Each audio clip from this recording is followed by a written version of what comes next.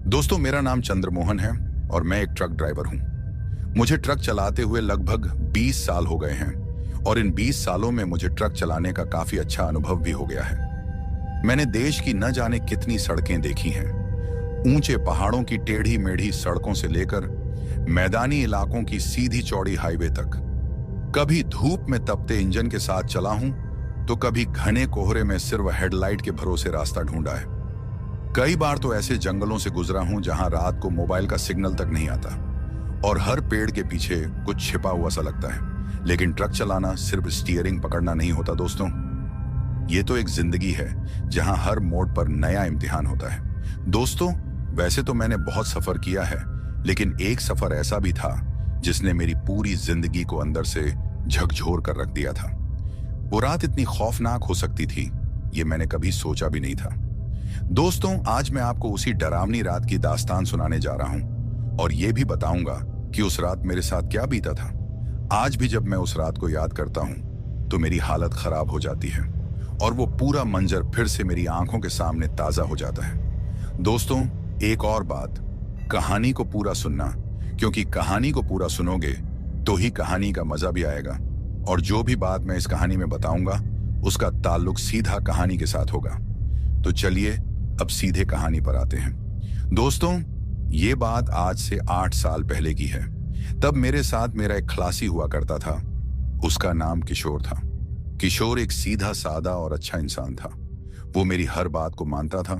जो भी काम मैं उससे कहता था वो उस काम को बड़ी ईमानदारी के साथ करता था और वो मेरी काफी इज्जत भी करता था। खैर, अब हर बार की तरह इस बार भी हमको माल लेकर अपने शहर से दूसरे शहर जाना था।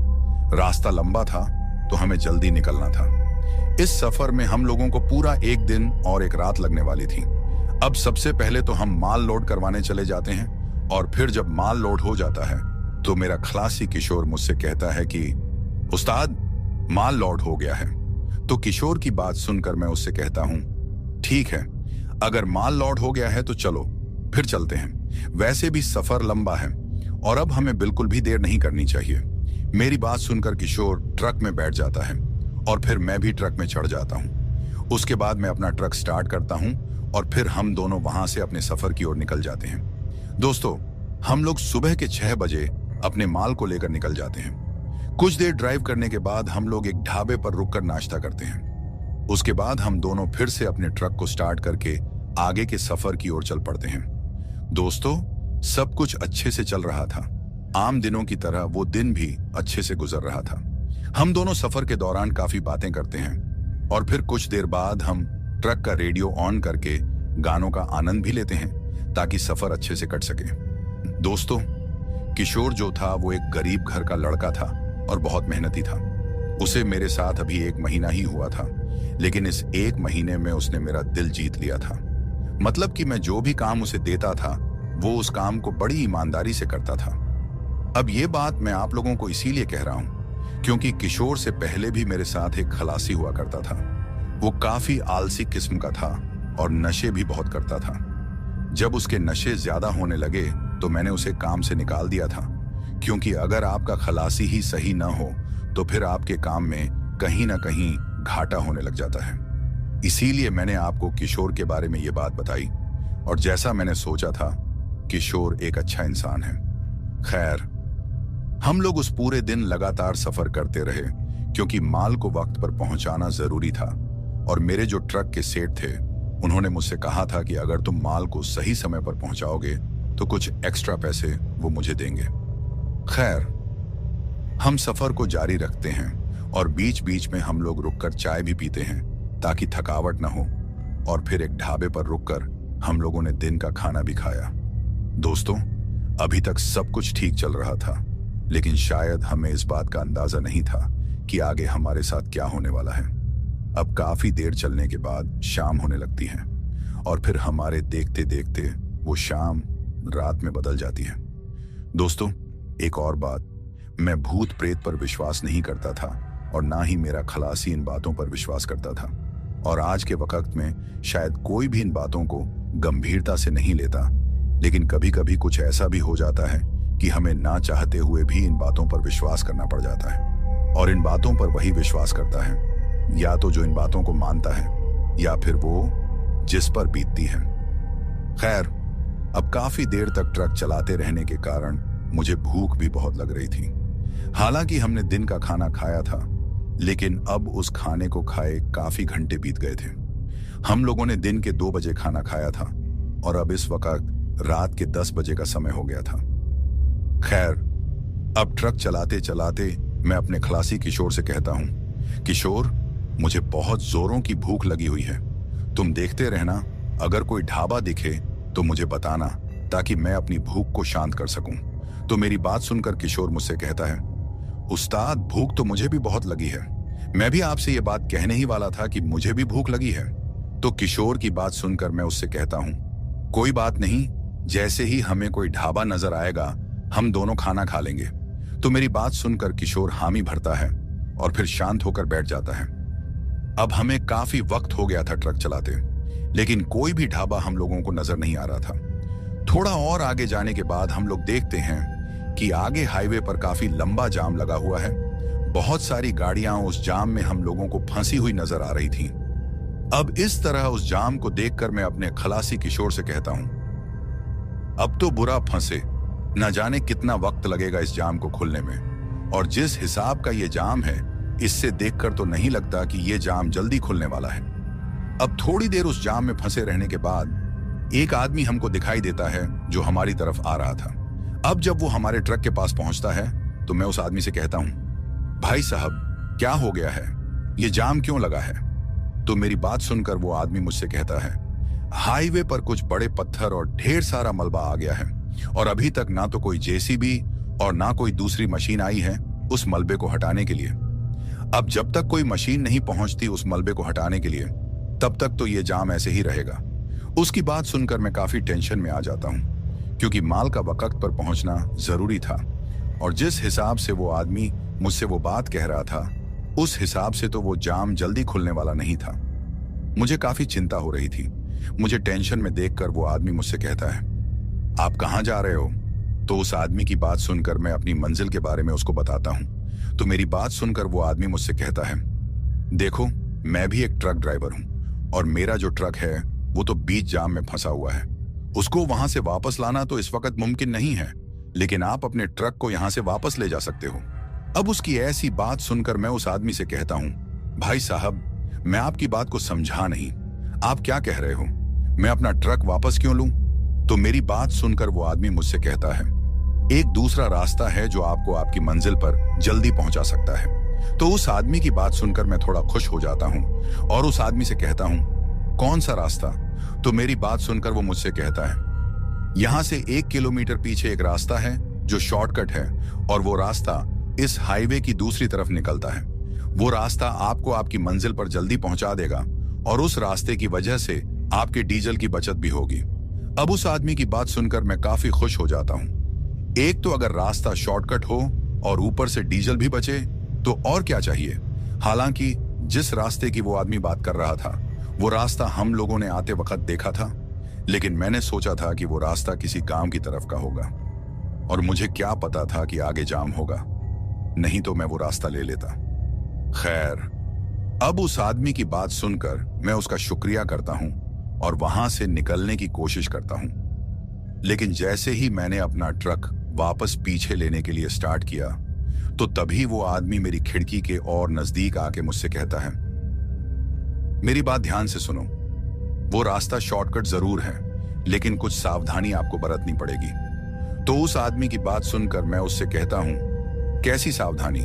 तो मेरी बात सुनकर वो आदमी मुझसे कहता है, गलती से भी अपने ट्रक को उस रास्ते में मत रोकना और अगर किसी कारण रोकना भी पड़े तो बाहर मत निकलना, क्योंकि वो जो रास्ता है वो रात के समय ठीक नहीं रहता। बहुत कम गाड़ियां और रात के वक्त उस सड़क पर चलती हैं। मेरी बातों को ध्यान में रखना। और भी कुछ बातें उस आदमी ने हमको उस रास्ते के बारे में बताई थी, लेकिन इसमें उस आदमी ने हमसे कोई भूत प्रेत वाली बात नहीं की थी। उसकी बात सुनकर मैं उस आदमी से कहता हूं, ठीक है, हम ध्यान रखेंगे। उसके बाद वो आदमी मुझसे ये भी कहता है, अगर मेरा ट्रक जाम के बीच फंसा ना होता तो मैं भी तुम्हारे ट्रक के साथ साथ अपने ट्रक को लेकर चल पड़ता। लेकिन दोस्तों, वो कहते हैं ना, जिस पर बीतनी होती है बीत कर रहती है। होने को कोई भी टाल नहीं सकता। शायद आज रात हम लोगों पर बीतनी थी, तो तभी उस सड़क की तरफ हम लोग निकलने वाले थे। हम लोगों को इस बात का अंदाजा नहीं था कि जिस तरफ हम लोग जा रहे हैं वो सफर हम पर कितना भारी पड़ने वाला है। खैर, उसके बाद हम लोग अपना ट्रक वहां से पीछे की तरफ वापस कर लेते हैं और जाते जाते उस आदमी का शुक्रिया करते हैं जिसने हमको वो रास्ता बताया था।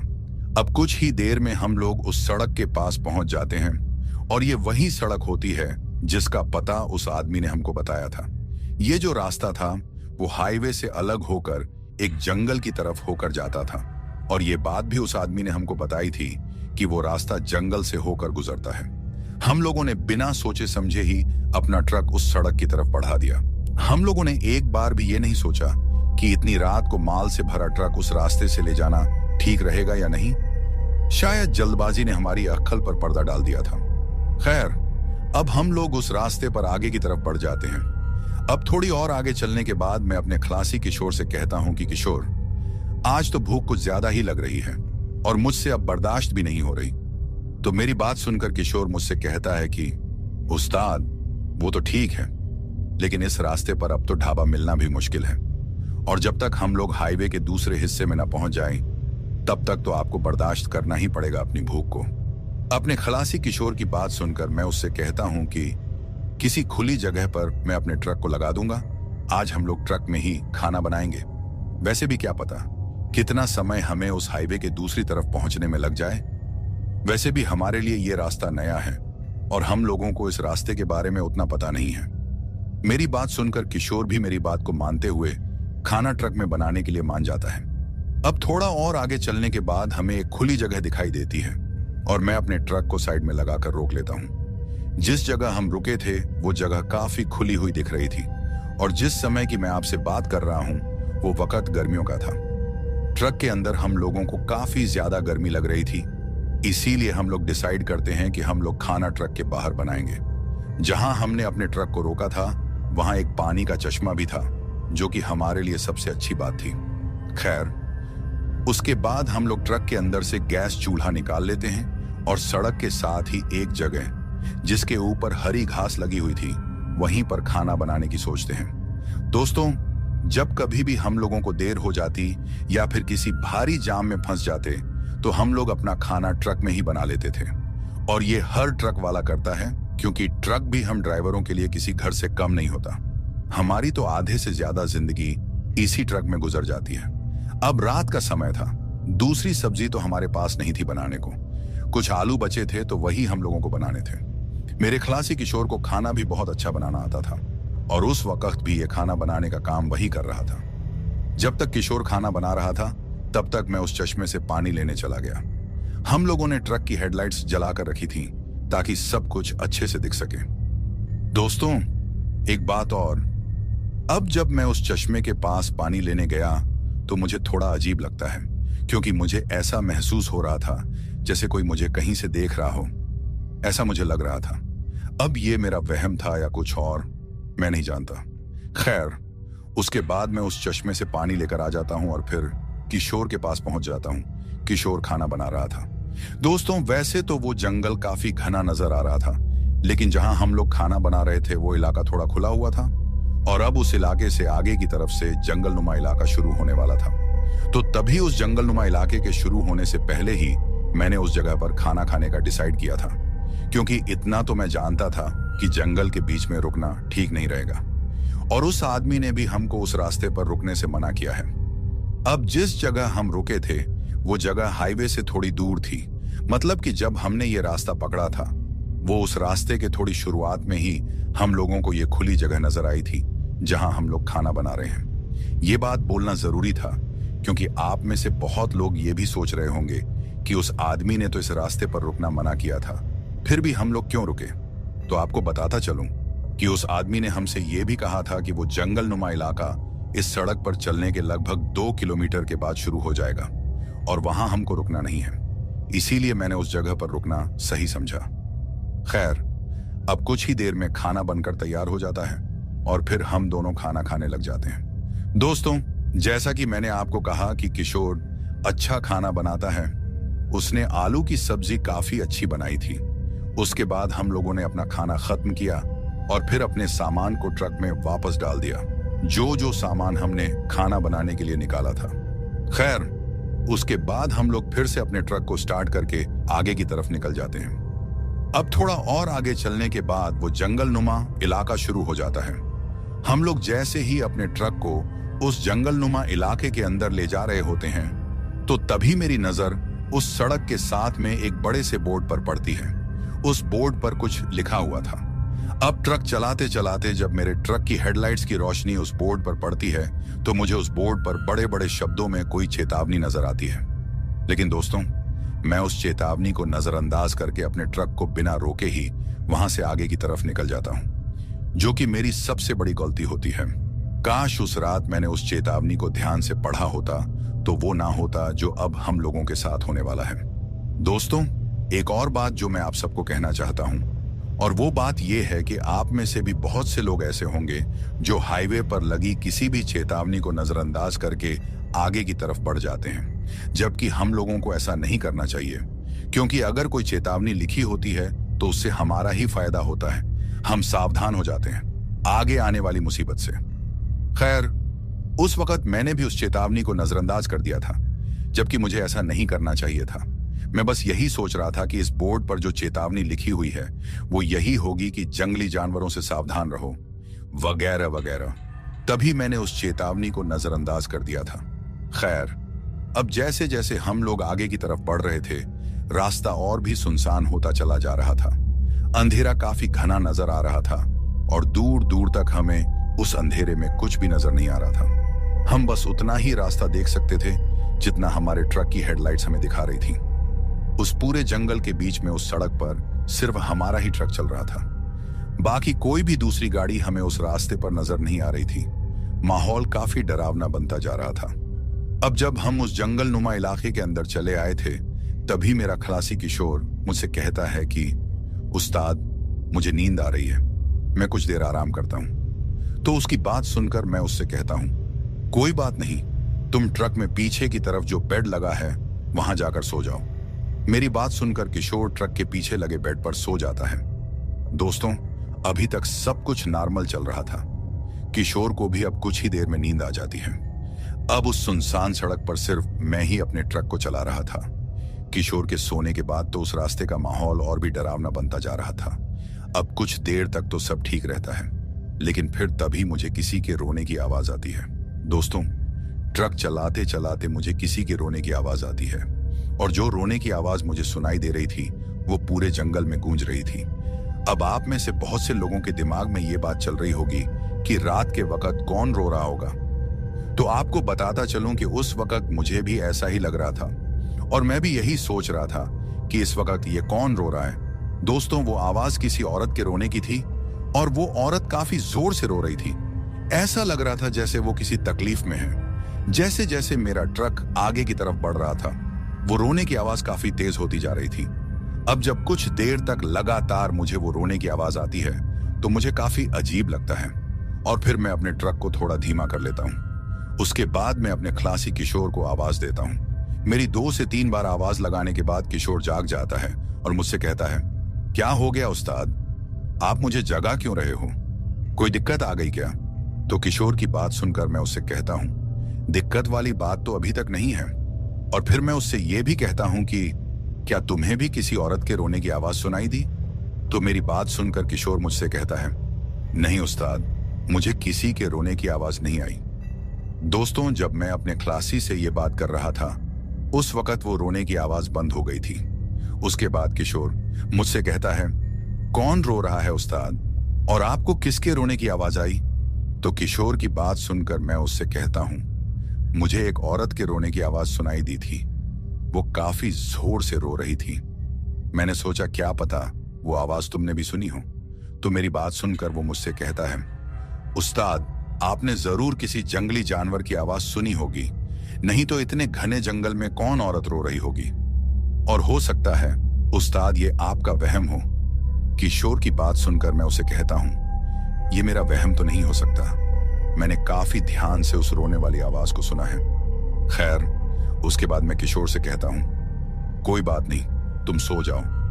हो सकता है मेरे ही कान बज रहे हों। उसके बाद किशोर फिर से सो जाता है।